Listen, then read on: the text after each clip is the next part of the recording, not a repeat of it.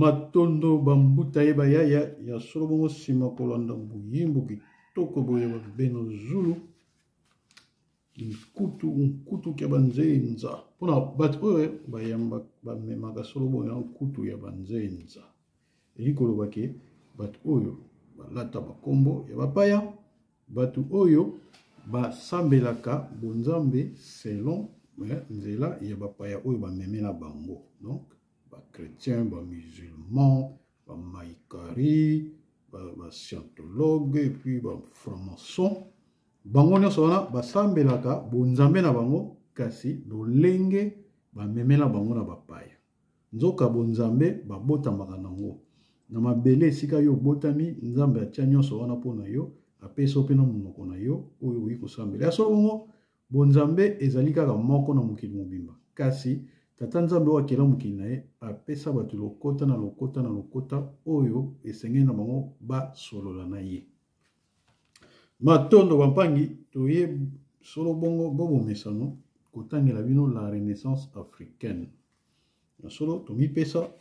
mpona kotangelaka bayimboka ndambo balandaka nga bazwaka mwa bwanya oyo ezalaka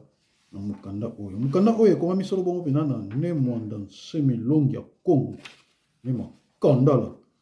ye akomaki yango na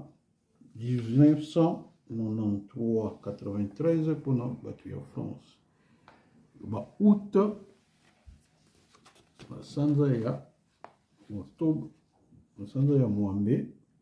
mokolo ya mwambe na sanza ya mwambe na mvula koto moko na nkama libwa na tuku libwa na misato ya dina dia sonoma mungonda ya nana lumbu ya nana ngonda ya nana mvu ya funda di musi kama voix yetatu mbalileki tosuka kisolo bongo pena na egregor national na kapu na biso ya le pays national bulimbi se licence bambuta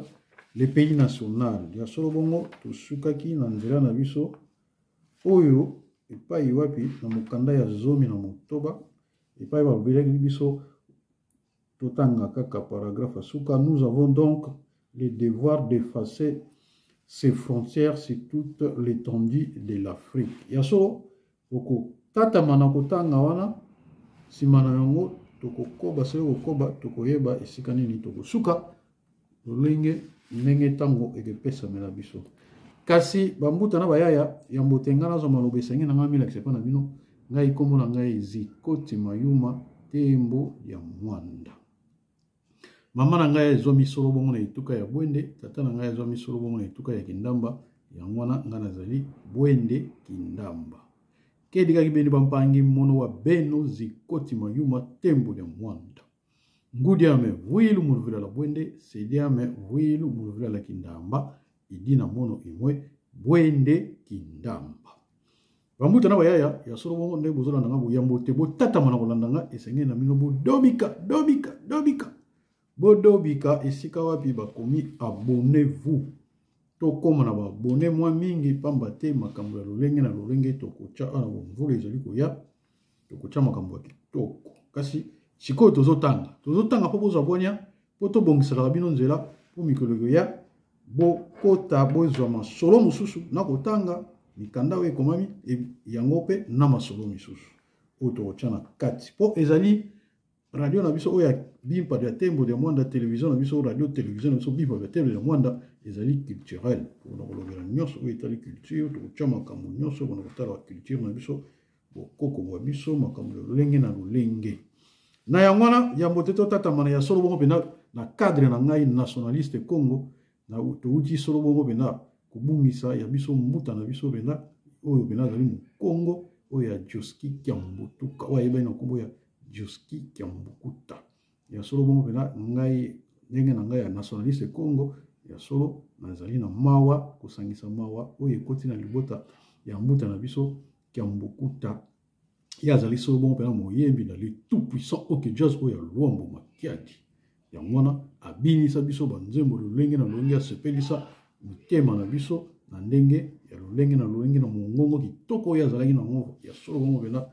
ya solo ye asali musala na ye ndenge simbi ya mikunga tindelaka ye ana mokili ese ye azonda moto molimo esengeli na biso pe tokanisa ye na mokolo mwa lelo na yango lokola tokoti pe na makambo oyo etali solo bongo penza donc oyo tobengi culture selon musique ya solo bongo bina tozo komona ezo kosala ngai mwa ndenge moko boye na komona mboka na biso oyo tobengi RDC na wana siko totali na monene sikoyo totiki na nationaliste Congo totali siko na monene ya RDC toza na baartiste mibale du mois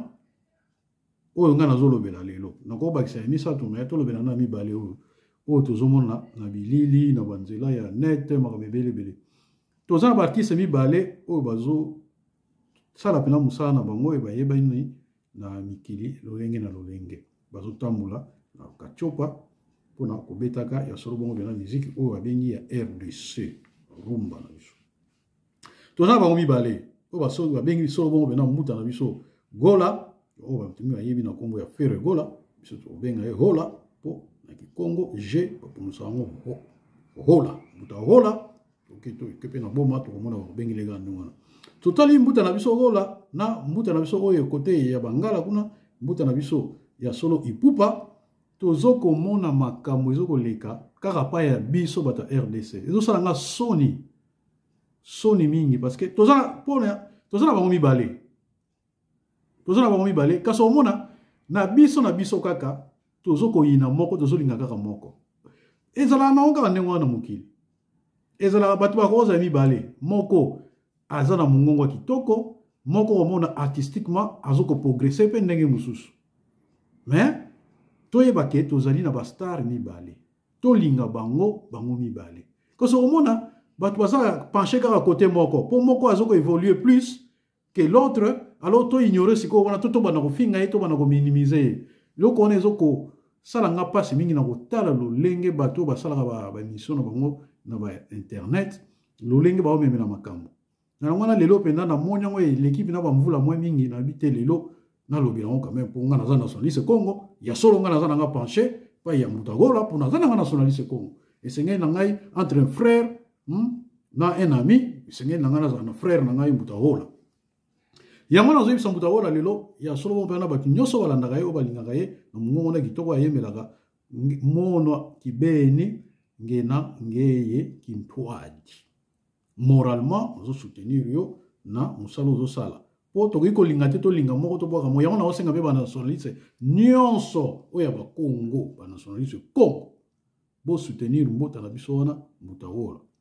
mbutawola tolobela ngo siko na miningu sikoyo ya boma kuna tunaye akokintwadi mbutawola toza na yo elongo na mosala ozali kosala tokotika yo te tokokumisa yo ndenge nyonso esengeli mpo oza artistiquement oza makasi na mosala na yo oza na mongongo ya kitoko bankulu sikoyo besimbi ya mikunga bapesa yo baange oyo donc oyo tobengaka bango oyo ya banzembo tobengaka bango banani bashéribin bapesa yo mongongo ya kitoko bapesa yo mayele kalite ya koyemba oyebi komekola mpenza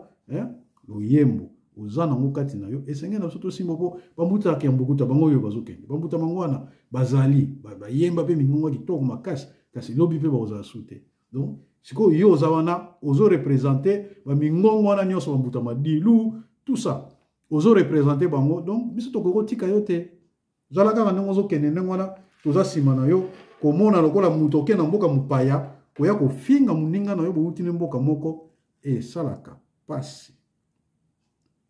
ozokofinga moto bouti ne mboka moko bozosala mosala moko boza badiversaire ya nini artistiquement boza badiversaire na mosala na bino na bomoto boye boza banguna te boza bato mboka moko boza bato bozokoli esika moko mboka moko bolia biloko esika moko donc moi botosi wana moi élévation esalaka mwa malamu mingi soko boza na mboka bapaya bokungisaka baya bino na yango wana tosalaki mwa parenthèse wana ya solo bongo mpenza mpo oyo ezali nzela na biso ya culture esengeli so tomoni bambeba tolobelaka mpe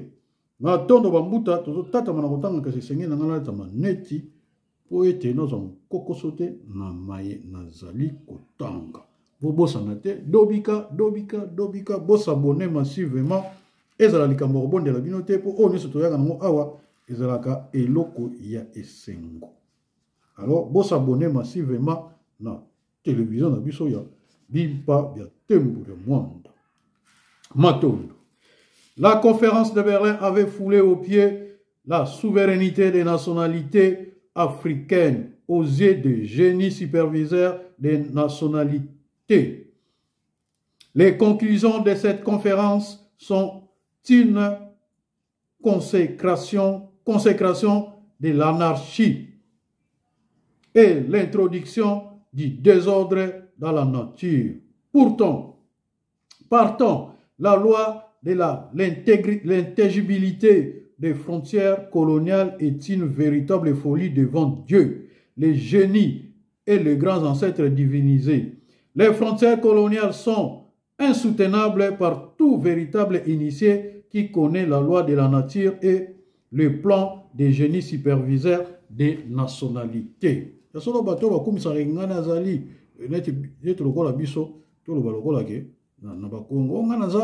Naza angolais kasi naza muzombo nga naza mutu ya Congo de foi naza Congo Brazzaville kasi naza mulari nga naza mutu ya Gabon kasi naza muvili ezali ya solo bongo pena buzoba po biso bana nationaliste Congo tolobaka ke nga naza mu Congo soki naza manyanga soki naza lari soki naza zombo sengeli na biso to telemela makambo lolenge surtout bandeko na biso mingi ya Angola okomona nga naza muzombo azobosana kaza mukongo azobosana ke makuku matatu malamba Kongo nsaka kumpanzu nzinga. Ainsi, la Corée travaille actuellement pour effacer les frontières essentielles que la puissance étrangère lui ont imposées. Le Vietnam a déjà effacé ses frontières sur son territoire. Le Yémen a balayé toutes ces absurdités et réunifié son territoire national. Parce que comme on a bon solo na Yémen, au Mukande comme on a dit en 1993, na Yémen, bazuko tchali sous mbilinga kuna ya solo bon bana ba impérialiste kasi ya solo to senga bisimbi o bina ba génie superviseur ba nationalité ba telema makambo wana. L'Allemagne a totalement effacé les frontières essentielles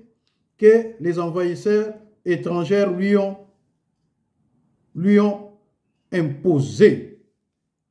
La loi de l'intangibilité des frontières colonial a volé en éclats en Europe de l'Est ainsi libérée. L'empire colonial russe a éclaté, libérant ainsi plusieurs nationalités tenues ensemble par la force des armes, par la dictature. Les pays dits nationalité donnée étaient une unité de base d'un continent, une unité indivisible, une entité qui doit entrer en tant qu'une unité dans un grand ensemble régional. Former un grand ensemble régional additionnant de morceaux de plusieurs pays nationaux arbitrairement divisés, c'est poser l'édifice de ce grand ensemble régional sur du sable mouvant.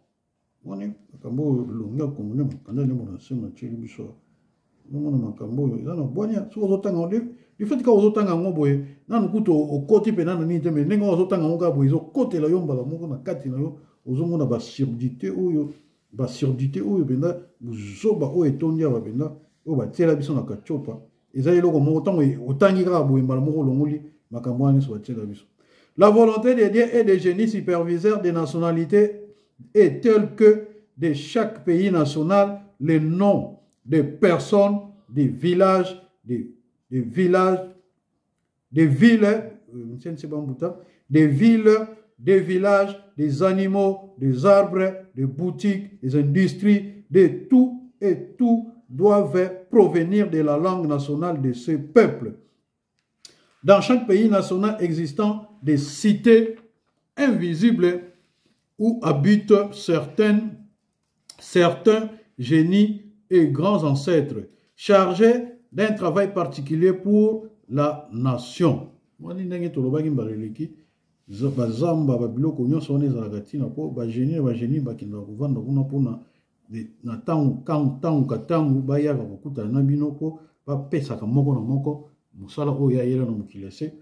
développer donc ces cités se trouvent dans certains lacs,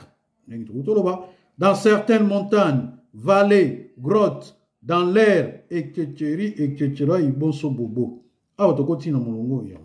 Les pays multinationaux. Sukoyo, si ici, zela wana tuta ikotanga ya sambo, sukoyo, koti, donc, Kapu, qui a Nan. Dieu permet à ceux qui s'aiment aux nationalités qui s'étendent de se regrouper, qui s'attendent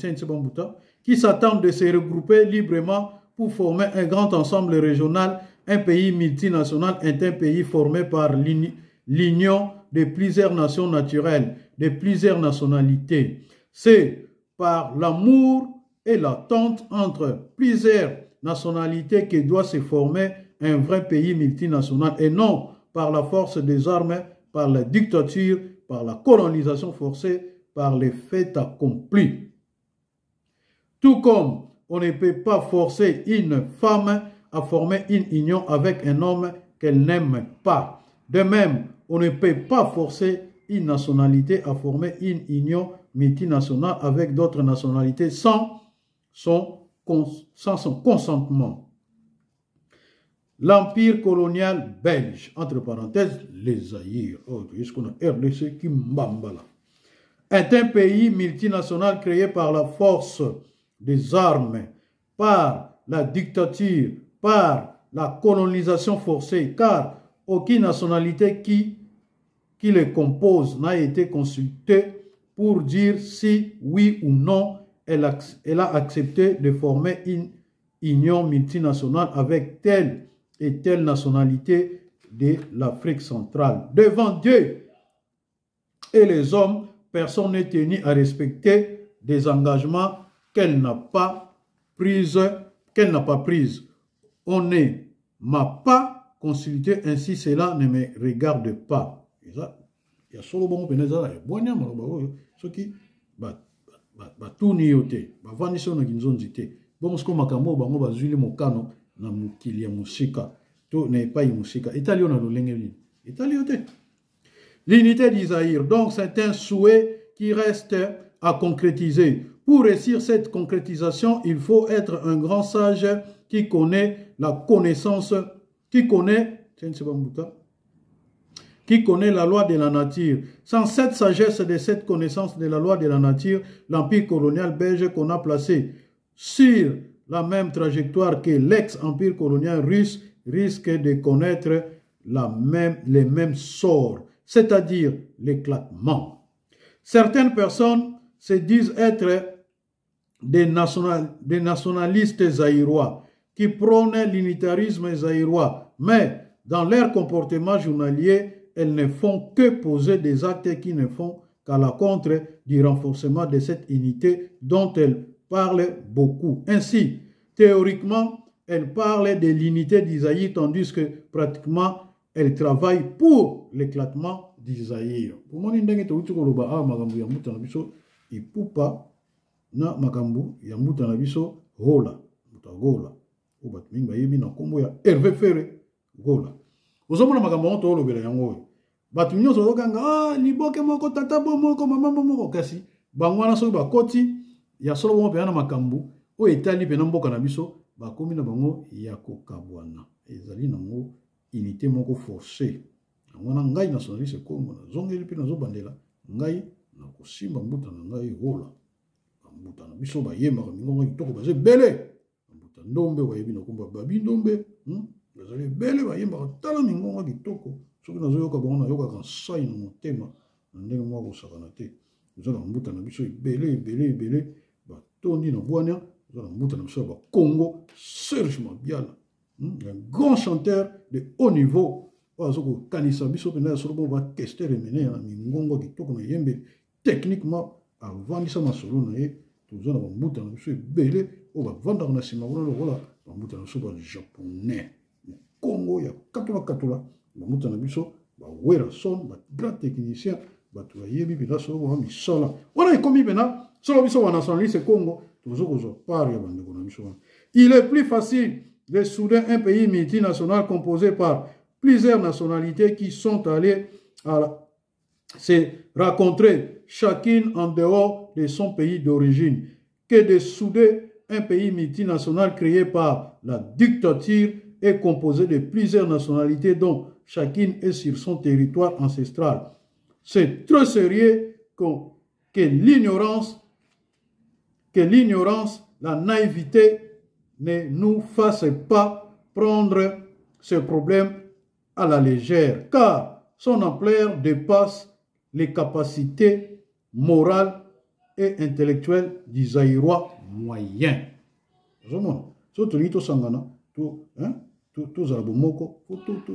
Tozala pe na motema wana na kati na bolingo wana na baninga na biso misusu neti nga na linganga nanga mingi mbuta na biso inosbi ozoma na cadre ndenge Zaïre esangani biso na linganga nanga mbuta wana inosbi parce que makambo na ye asalaka mikolo kuna moni clip na ye wuti koboma aigle makambo epenza mwana moko bwani etonda na ye banzembo azoyemba ezokoedifie mutu ezokolakisa bato nzela ye oyo ya kobonga nzela oyo ya kose prendre en charge nzela oyo ya kosala musala ya kotelema na kwena balabala te na 12e rue bochaka makelele pamba bogangaka pamba. Tous ces prétendus nationalistes qui prônent l'unitarisme zaïrois avec des intentions égoïstes au fond du cœur ne font que travailler pour l'éclatement du Zaïre. Yasolo oh nyoso na wuti koloba allusion na mbuta biso fere gola ndenge bato bazoko sala ye ndongo na koloba mabe ko finga tina mama na ye ozomona bato na banti valeur wana o ba finga ba mama baninga na biso ba Kongo makambo ni zalaka tata na swani na ndenge nini pona kota type na kati ya libota na yo ngai mo ebono pasolanga mutema ebono pasolanga ata ndoko na ngezo lingolo ba me mutema na ngezo pasoka na kati ya moko po na kola ndengona te to kola ndengona te biso ba Kongo o basala yango bana ba Kongo basala yango botika bozongisa bokoko bwa biso kati bwa biso ezalaka elengi mingi bayoka mwana mukonga zoloba po mwana mukonga bimisaka maloba kitoko oyo kosepelisa bato ata na mutema ozokanisa likambo susu me mwana mukongo ata ozokanisa mabe oyo sala ye banini kasi tanga azobimisa maloba kitoko yango babenga biso ba hypocrite ozo ba hypocrite te toyebaka kobomba makambo pe toyebaka komekola likambo malamu oye bato bakosepela nango toza ba hypocrite tozaka nde na bwanya. Un prétendu nationaliste unitariste qui, une fois au pouvoir, travaille pour freiner les autres nationalités du Zaïre au profit de sa province d'origine, ne fait que travailler pour l'éclatement futur du Zaïre. Au moins, on a lelo, on tellement. Oh, tribaliste, wana. Vous avez makambo nyo surtout longia Congo Congo. Yango biso tanto tangaka awa makambo ne mona nsemi longia Congo, hein, l'enseignant du sud. Donc, vous avez que c'est un visionnaire à mon makambo nyo surtout na musique. Moni makambo na tangi paragraphe na tangi yango ezo sala malero na Congo. Yango to utko ba jalelo ya 12e muri, ya ba nini tout ça sur tali bango malamu. Baza na ngo ba tribaliste. Kasi soki mukongo lobi, oh mukongo za tribaliste. Mais soki bango ba lobi, bazo mona ngweza na ngo normal. Donc, yango na biso tozomona ke mboka wana esengeli na biso kaka fédéralisme bato na bato epa na bango omoni sikoyo soki totali bolimbisi bambuta so tolandi ba video ya mbuta na biso oyo tozomona mikolo ya zoloba opération bato batonga epa na bango en tout cas bolimbisa nga na zwaki ba image te membale koya na ozo ba image wana bo omona long mbuta wana oyo abengi solo bo bena mutombo comme ezala mutombo oyo azobaka bosolo na politique mbuta wana akendaka ko filmer tant tozoyemba Félix Kadiampa dina tungwa Afrika ya sika fe tongama tutangi bakwandu kubangu bazambi kavunga tutangi Kivu tutangi baboyoma bamboka na nyonso tunenge ezalaki bato na bato batombola epa na bango mpo lobi tozala na Afrika kitoko tutangi Kasai Kivu Ubangi ozomona Katanga ale mbuta wana akenda pa alongia Congo ozomona afani na sakombi wana ozomona bato nde babomi mutu mais mbuta na parvenir ko ya wana zo filmer so amoni mutazolo baki basalaki na bango eloko te basalaki na bango eloko Israël Mutombo voilà Israël Mutombo oya ya bosolo na politique so amoni bato balo baki basalaki na bango eloko bazo tambola bango babeti bango masai ya zo linga te bato balo bandengo na zo monter les gens contre les autres mais azo sala ki journalisme tant sikoyo alobi ke bato zo kende kuna bambuta na biso makesa na so zo benga ya po ba pesa ye message ya check donc azo boya mais lelo azuba discours ande mona tsemi atemi na la télévision lokola azana visibilité bele batu mingi balandaka ye ala tiango lokola ya ye alobi ko batu na batu baketonge pona bongo akefinga Kasai kasi ka biso tozolo bakeno il faut batonga mbujimai ye aza contre biso azo finga biso kasi lelo apesi biso raison yango to tanga mikanda oyo po boye bake makambo oyo e banda kala 93 mukando ekomamo 93 uzomona. Donc, makambo oyo et il y a déjà depuis kala sito loba boyo karate. Siko tozo bima na media poto tangela bino. Mais bozo mona ngope na misu siko. Ki tribalisme, unitarisme lo kuta. L'empire colonial belge a été créé par la force des armes et par la dictature coloniale jusqu'à nos jours. Son unité a été maintenue par la force des armes et c'est sur la dictature militaire que beaucoup de nationalistes unitaristes compte pour assurer l'unité d'Isaïr. Quelle erreur grave, quel aveuglement face aux leçons de l'histoire. Moi, je sais comment Mobutu azali na pouvoir. Parce que pour la Mobutu, akangaka ne mon ancienneté. Mobutu atanga mikano nyonso. Tanga ngo, pas olingo tange mingi. Nazo benge tata wana kanga kitende rouge na mutu. On a cessé bar, ngwendu was bang. Malgré ces super bombes thermonucléaire, l'empire colonial russe, Union soviétique entre parenthèses, a éclaté car les armes n'ont pas le pouvoir de maintenir éternellement ensemble plusieurs nationalités entre lesquelles il n'y a pas d'amour, d'attente, d'estime mutuelle. Alors, enlevez les armes et dites-moi que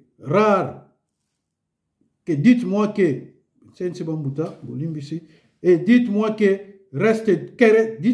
reste-t-il encore pour maintenir l'unité d'Isaïr? Il reste encore une chance, mais pour voir cela, il faut être un grand sage qui connaît la loi de la nature. Une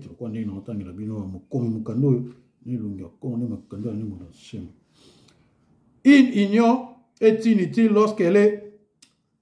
profite à toutes.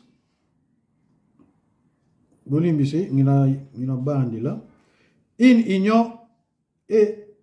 utile lorsqu'elle profite à toutes les nationalités qui la composent. Une union forcée dans laquelle on ne gagne rien est tout à fait inutile. Personne ne vous condamnera si vous décidez de vous retirer de cette union forcée créée sans avoir consulté et dans laquelle votre nationalité ne gagne rien. On n'avance pas, on marque le pas et à force de marquer le pas, on prend du retard, on recule. Alors à quoi ça sert?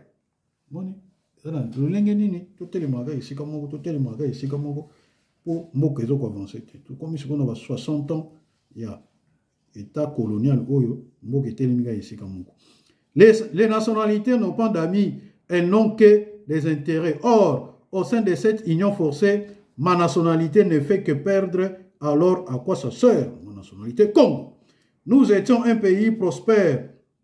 On nous a vanté les avantages d'un grand pays dans lequel on nous a incorporé de force. Devenir citoyen du grand pays qu'on dit être un scandale géologique.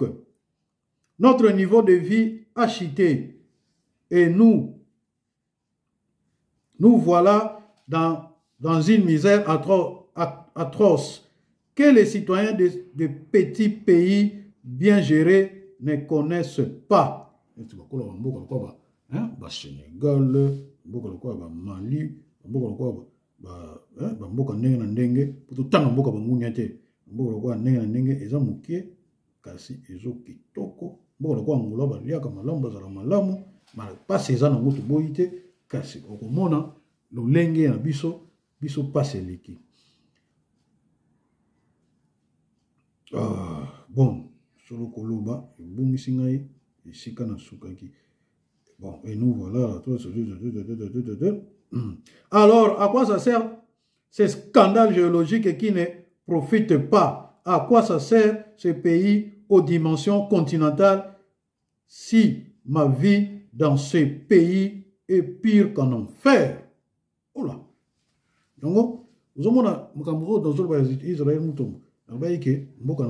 est pire qu'en enfer. Donc, avant qu'on ait un livre, ils ont un parce que awa des ali felo so oke kuno oke mbara mono mke mususu donc passe ya li felo na ya awa ya ndenge batu ba croire ba chrétien ba ko sa batu li felo ezali donc nzoka li felo yango déjà na RDCA mo ba benga ka satan mikolonios mboka mbima mikolonios satan nyata satan buka ye tala ye boy kai satan azali nega wana akenda ganete nzoka mko donc pour na koloba ke esenge na biso to kabula biteni na biteni poto benga na satan pour satan to sangisa mboka na yango réunion kuna. La Suisse est un pays où les gens vivent mieux que dans ce grand pays qui est l'ancien empire colonial russe, l'ex-Union soviétique. Israël est un petit pays par rapport à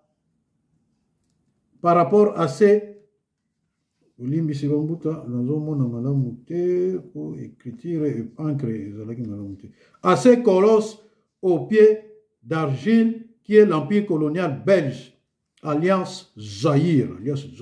Comparez la vie en Israël et la vie au Zaïre et vous allez tirer comme conclusion que les Zaïre c'est un enfer. Les Zaïre c'est l'enfer. Tandis qu'Israël c'est le paradis. Alors, vous préférez vivre en enfer parce que c'est un grand ensemble ou bien vous allez opter pour le paradis des petits pays. Mituna biano omboka bino kasi po pesa biano esenge na bino bodobika bo s'abonner po makambo kitoko boye nazotanga esenge na bino ka bo s'abonner po tozana mikanda l'histoire Congo central le Congo central tozana la sagesse africaine tozana mikanda ya kotanga esenge na bino ka bo s'abonner po pesa nga pe makasi so na moni na komi abonner mingi ezo pesa nga makasi pona ya kotanga moni mituna bazotuna. Voilà des grands, au moins, si on a ça qui na télévision ya Congo, au moins, si on batu batondi pour na lobela makambo. Kasi bato kwa ba Israël mutombola na ya bosolo na politique oyebi kaka pona koloba kaka makambo wana oyebi pona kotelemela unité ya mboka po fédéralisme oyo eza tribalisme oyebi ba retard boni tozwi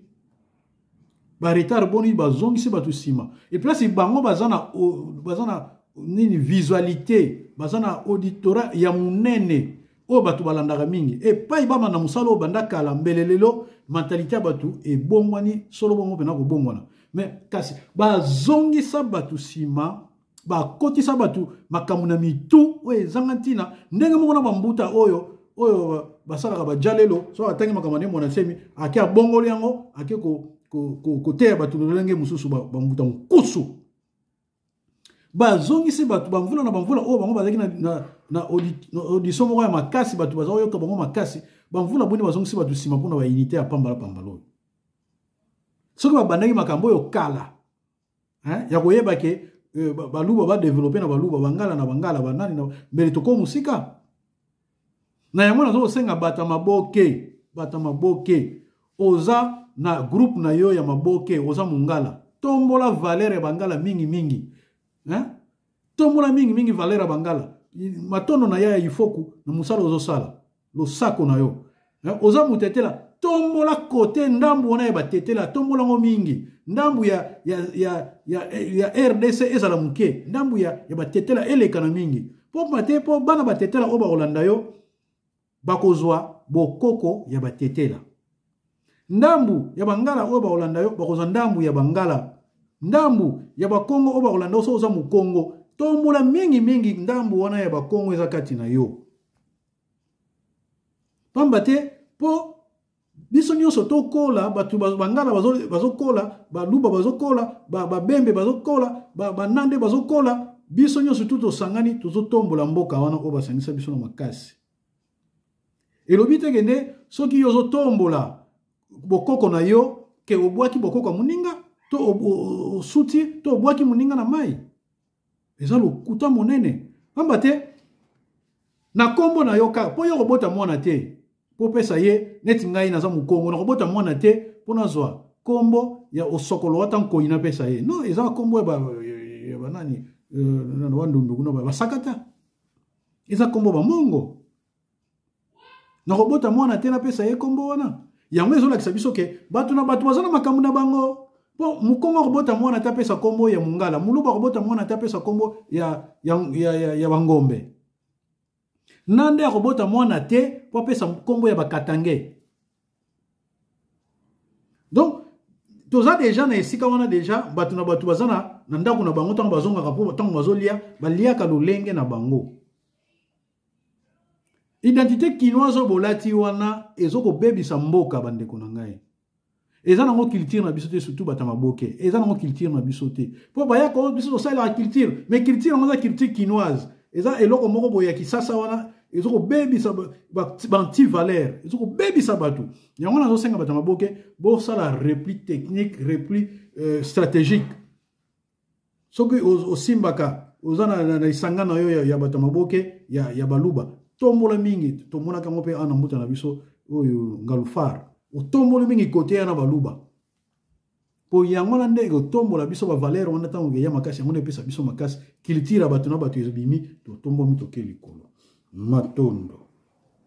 soki tozotanga tomoni eloko moko epesa bato bwana esengi na soto telema tolobela voilà des grandes vérités que tout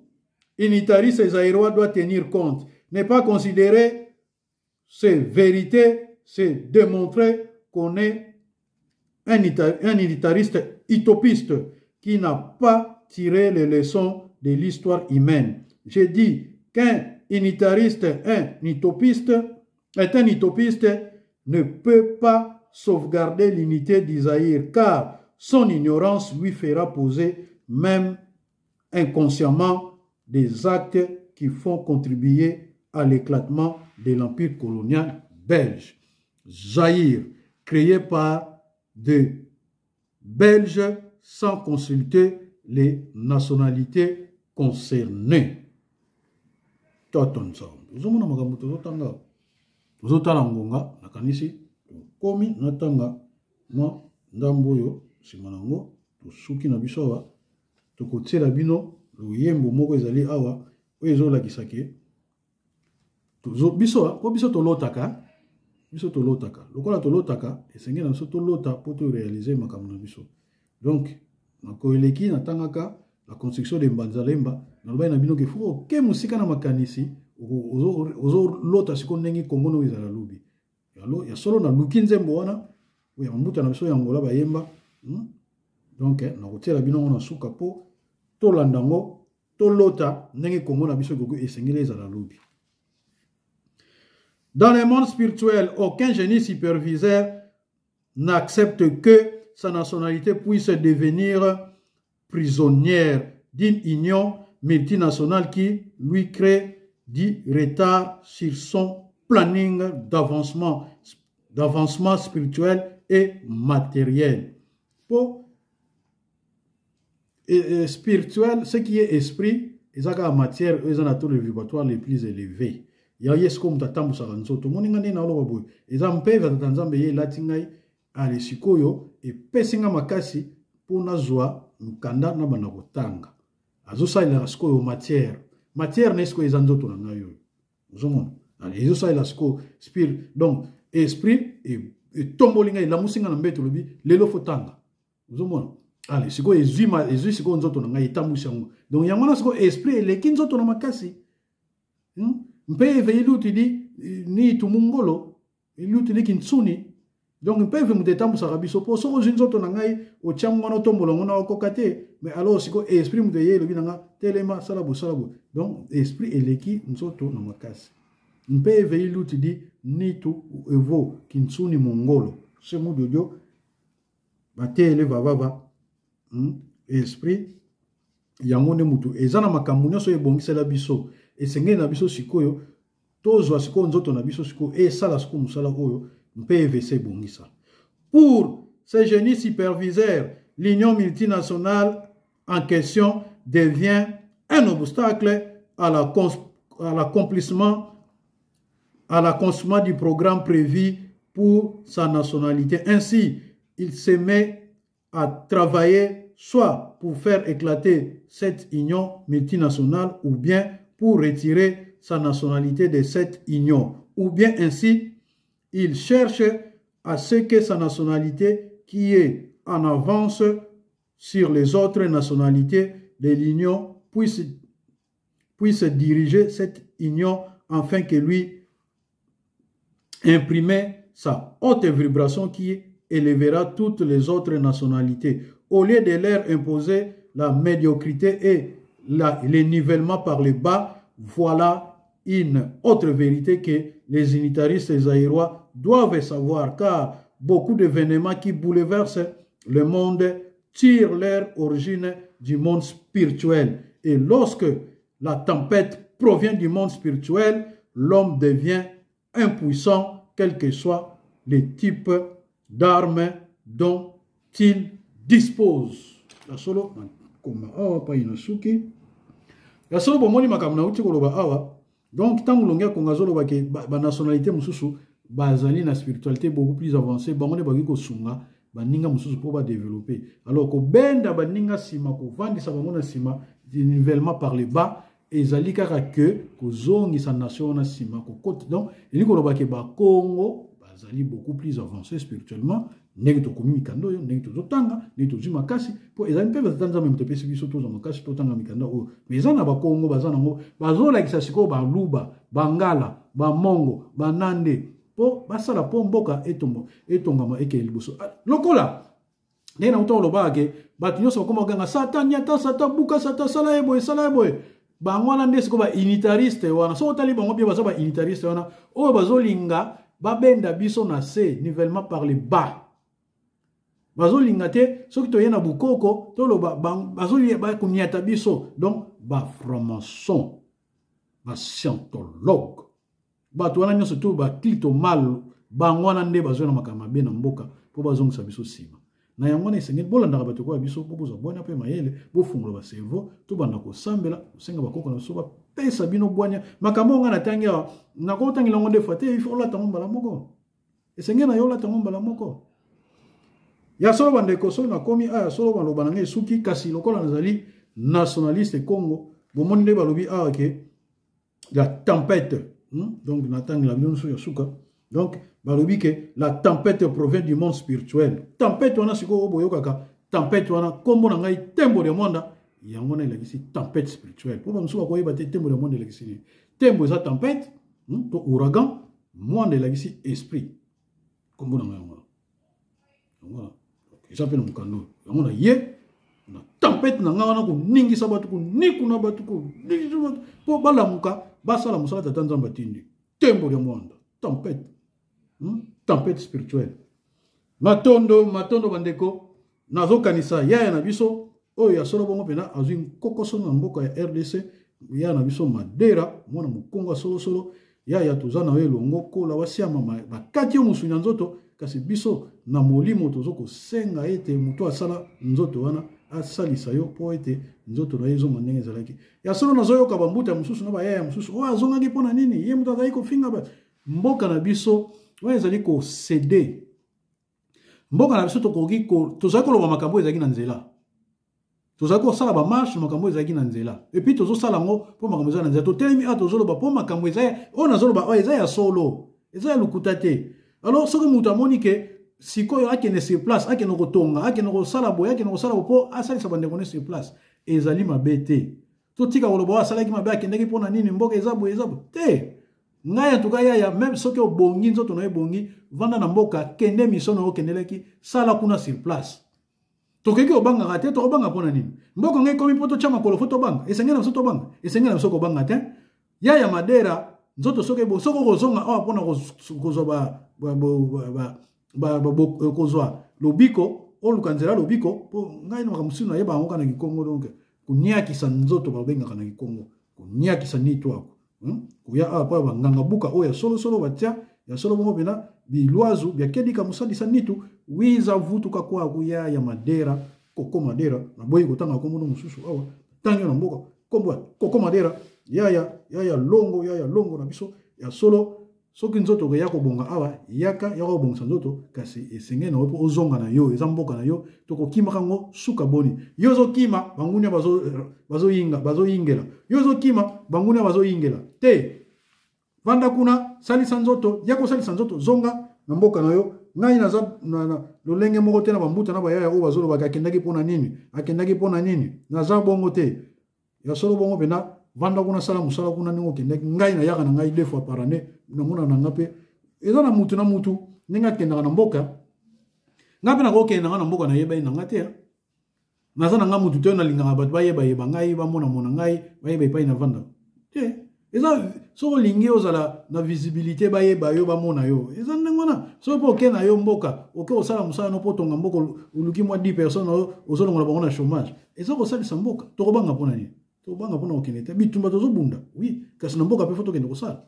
matondo mingi so na komi wana tuka ya solo maloba na ngai suki na pesi mbote mingi na bayaya na biso oyo bengaka ngai tango nyonso tu lokwa bayaya elonga bayaya wandiwa mbuta ndombasi ya solo bongo benda bapesa ngai bona pe mayele na musala oyo bambuta ntiri na pesi bino bambuta mpiedi bambuta loemba mpiedi na France bambuta ntiri na France longoni ya mingi ya solo bongo benda tokoya penda kuna na France soki mandanda ezongi pamba te tomoni balabala ya sika mbalegoya tokotanga yango totela bayimboka po bayebaka kokende zikwa na Paris matono mingi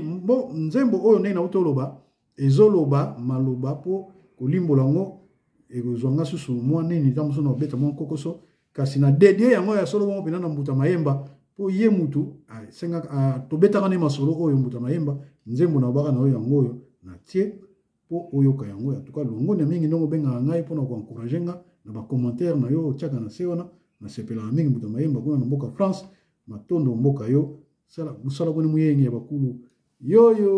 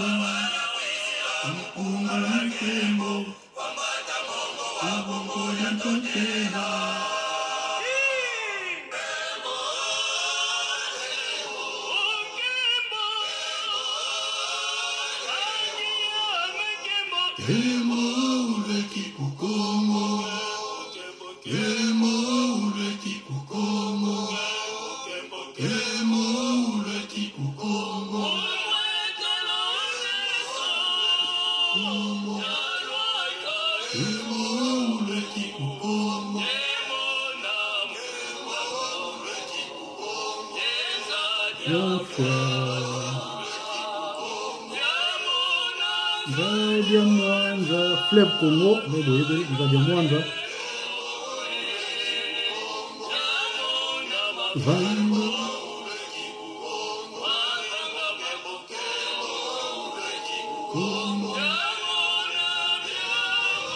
Bienvu, Bapon ya Sika, Mtoko ya Sika.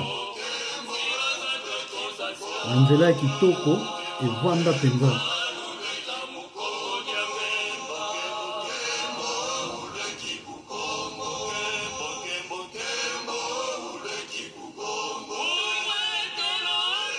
Na kotambola ya misu, survolé donc. Mbwetolo ya mesu. Nzetolo ya mesu. Nzadi ya mfwa. Fleuve Congo oyangambo.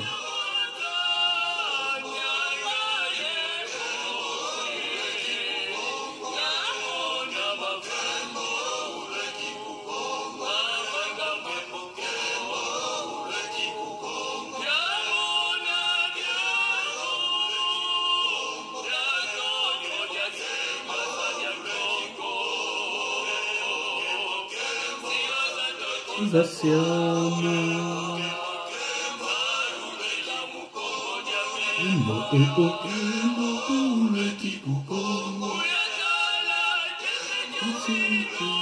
Amona esengo ya kokanga elata bana bakongo esengo etonda kati na bango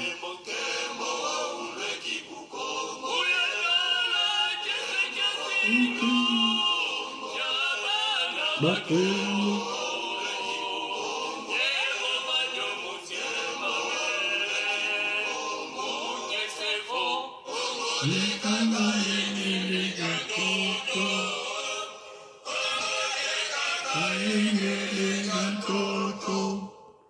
ya solo matondo mingi nzembo oyo ya solo bana bangala bana bamongo bana ya Uturi bana ya Kivu bana Goma bana Kasai ya solo bongo bina na ngambo Kasai mususu ya batetela bana Katanga bolota pe bandoto o biso to lota na bululi ya Kongo ndenge Kongo kozala bino pe bolota bandoto po botonga pe Kongo oya lobi ezala kitoko ba pont ya kitoko banzela ya kitoko esengo ezomona na misu ya bana mboka moni mutu so otambola na esengo azoseka seka ye mongo na nzela esengeli pe bana na mboka Kongo bana kotambola ndenge wana yango na balobi na nzembo matondo sala bona muyenge ya bakulu yoyo